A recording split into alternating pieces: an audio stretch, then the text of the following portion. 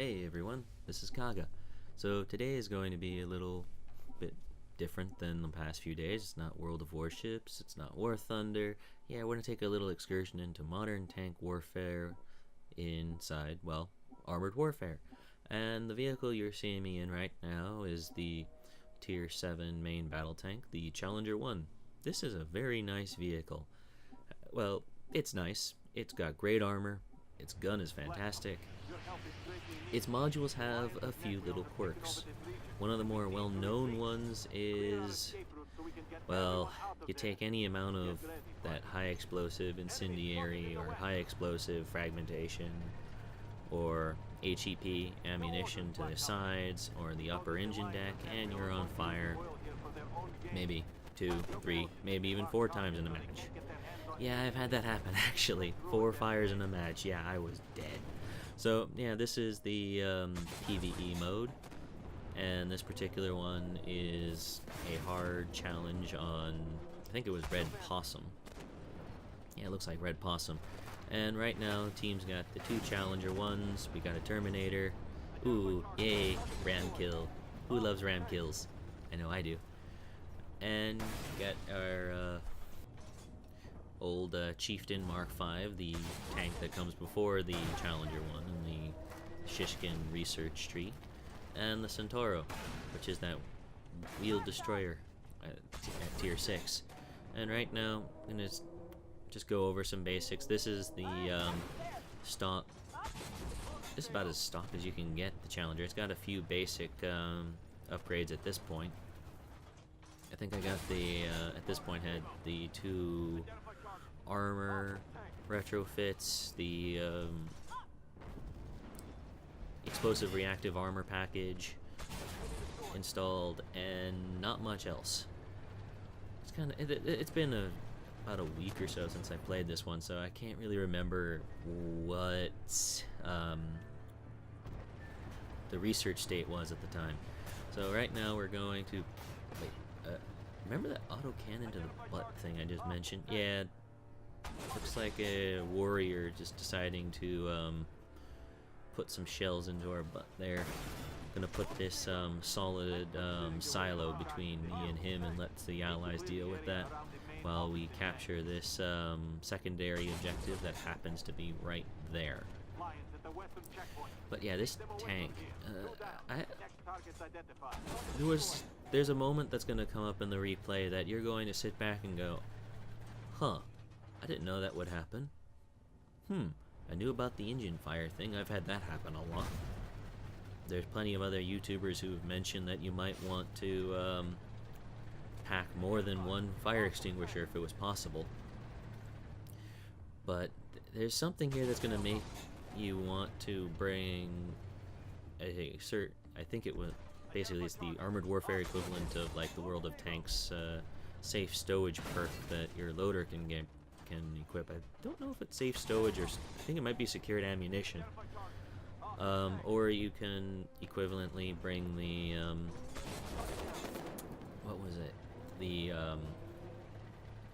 upgraded ammo racks or improved ammo rack modification. But at the same time, it's like, well, there's other things that on the vehicle that should be accentuated or covered before that one, so it's kind of damned if you do and damned if you don't. Anyway, so one of the things that I've chosen to accentuate with the Challenger's firepower retrofit slots is get that glorious chrome lining that you can get from the Leopard research line on here, because it makes the gun just innately more accurate. It increases the damage a little bit. So what this means is that you can just dish out more hurt faster. And actually, was that in the... No, that was in the universal slot. There's no firepower retrofit slot. Ugh. On this tank. Basically, the idea behind that choice is you want to increase the amount of damage that you can do in a given span of time. And the way you can do this is if you start off the aiming sight process smaller and you increase the rate at which your gunner will aim, then instead of having to spend, say, 2.5 seconds fully aiming, I'm only spending maybe 2 seconds. You can easily see how that will shave time and increase our in-battle efficiency throughout in a course of a given like PvE mission or PvP match. And granted, it's not like you're covering up the weakness of the vehicle quite like you would on, say, like a T-72, where it seems like you're spending a century and a half aiming sometimes to get that glorious almost like 700 damage a shot that you can get out of that. And you know, and it's just one of those, well, maybe I can't out damage them in a single shot, but maybe I can do it if I fire faster, if I aim faster. Maybe I can do it in time. And in practice, as you can look at the outgoing damage counter, we can put out a lot of damage very quickly with this type of setup on the Challenger 1. And right now I'm sitting here having this moment of, I thought I had allies covering that, but I'm not going to give a big Leistpanzer 57 my ass, and I really should have scoped that shot, but I didn't, and I need to waste another shot here picking up this kill. I probably should have switched to my Hesh ammunition for that shot. Should have been able to penetrate the butt of the bagel any time of the week with high explosive, so long as I don't hit the front part of the turret that was facing me. Shouldn't have much of a challenge. So now we got a couple tanks and an AFB spawning up over here. Let's go ahead, give them pieces of the good news. And I think I should have taken it as a premonition, because that was an explosion. Foreshadowing. Not that you should be surprised about it, what's gonna come here. It's not gonna be for a tad bit here, but be for a bit. So we're going to engage the butt of this Vickers Mark 5? Mark 6? I think it was a Mark... yeah, it was a Mark 5. And ally finishes him off, put an unnecessary shot there. But, you know, and sometimes you do that. You go ahead, you pull the trigger, and by the time the shell goes out, an ally has already picked up the kill. You know how it goes. So I'm going out here to try to block off the advance of these two enemies I saw pop up on the radar, so that our Centauro can take a little bit more luxury in not being shot at as he tries to advance. Remember that fire thing? Yep, there, that was the fire I was expecting this match. And right now, if I'm noticing this, I should have repaired the ammo rack, because, oh god. Yeah, a Leopard 2 APF SDS shell does not do almost 1800 damage naturally, so yeah, that detonated my ammo rack. Ow!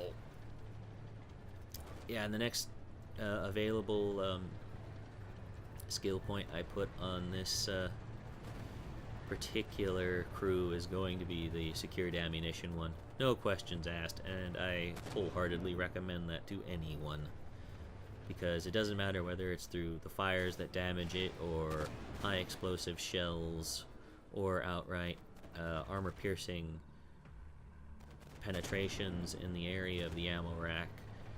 You really don't want to take a chance with it, and unless you've upgraded and gone through the American main battle tank line, you probably don't have that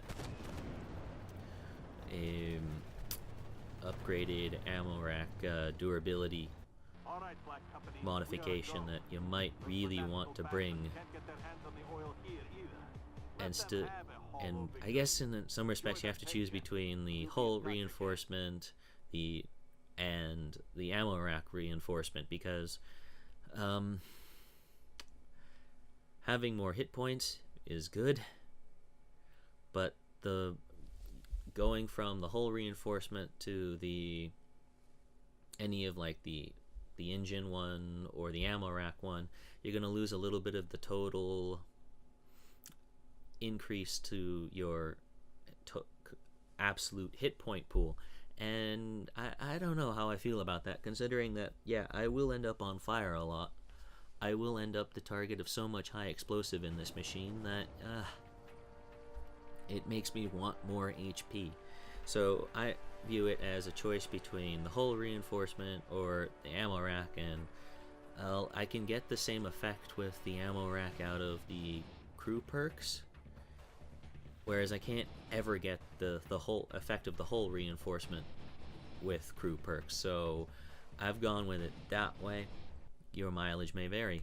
So thank you for having stuck with me. I swear I'm going to try to keep the lengths of these videos down for a little bit here. I don't like doing those giant, I guess you might say, super features, because, you know, they just take time.